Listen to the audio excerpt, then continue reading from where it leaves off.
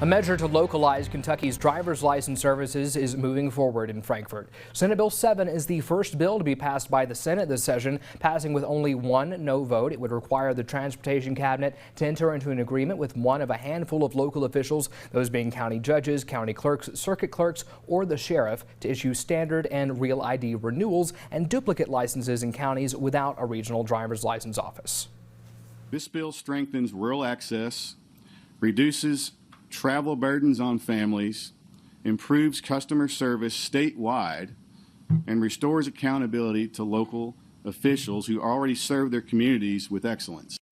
The bill now heads to the House, where several other driver's license office proposals have been filed this year. House Bill 332 by Representative Rebecca Raymer calls for similar local agreements like Senate Bill 7, and House Bill 162 by Representative Savannah Maddox does a full reset, returning driver's licensing plus real ID verification to local circuit clerks. Representative Roberts, let's start with you here. Senate Bill 7 is the bill that's moving right now. Whenever it comes over to the House, any thoughts or questions you have on that piece of legislation? Absolutely. So I think just about every Kentuckian can agree that the move to a regional model was an unequivocal failure, especially for rural areas.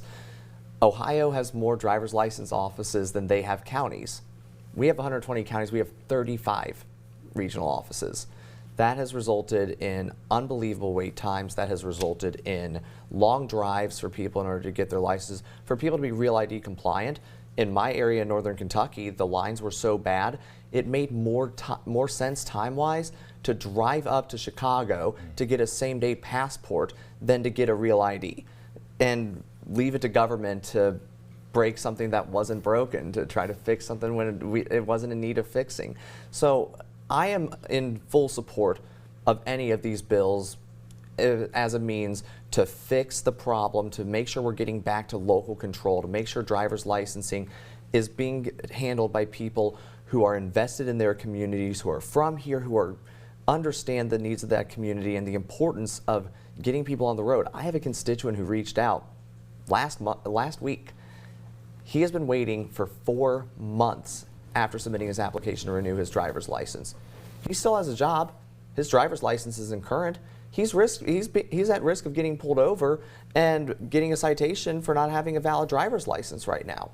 It's obscene, and something has to change to ensure that we get more local control. It wasn't broken in the first place. There was no need to fix it, and I'm glad that we're taking accountability and getting the job done to fix the issue.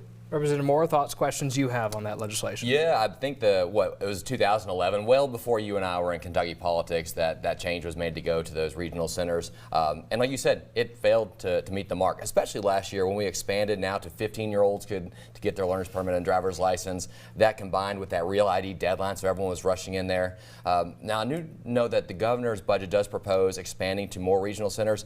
I like a both-and approach, and I really like that my colleague mentioned local control. So I represent a part of Jessamine County, which is one of the fastest-growing counties in the state.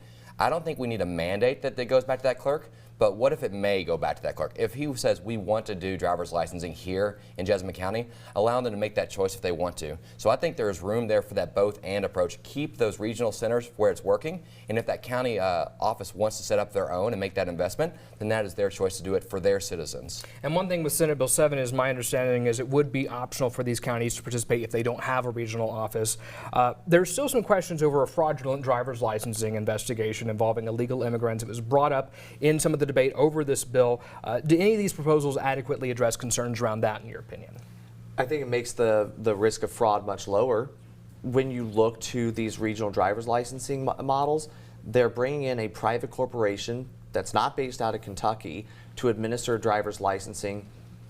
What incentive do you have to the long-term benefit of Kentucky if you are a private corporation and you can pocket $200 cash to give a driver's license to someone who otherwise isn't legally eligible? So I think it absolutely helps address that issue. And what we need in that is we need transparency. We need those records released that the court ruled must be released to WDRB, just so that way we can really hammer down where that problem was so we can make sure that never happens again in Kentucky. Last word on this, Representative Moore. Yeah, I don't think there's any direct mechanisms that would make sure that doesn't happen again if it went back to the county clerks. But adds a layer of accountability because every county clerk is now accountable to their voters. That's an elected position here. So it's not just someone who got a staff job at the regional center. This is someone who earned that position by earning the trust of their communities and was voted into office. So it does add that accountability for our county clerks to hopefully make sure that they do not let that happen at their offices. All right.